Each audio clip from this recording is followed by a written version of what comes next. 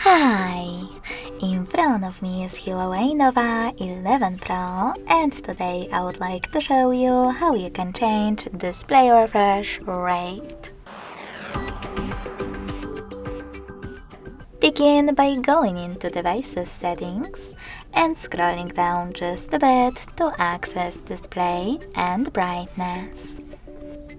After that, scroll down again, click on Screen Refresh Rate, and apply the best one for you by clicking on it, Dynamic, High or Standard. I will go with Standard, so when I click and go back, as you can see, screen refresh rate of my Huawei has changed. Thanks so much for watching. If you enjoyed this video, don't forget to leave a like, comment and subscribe. Bye!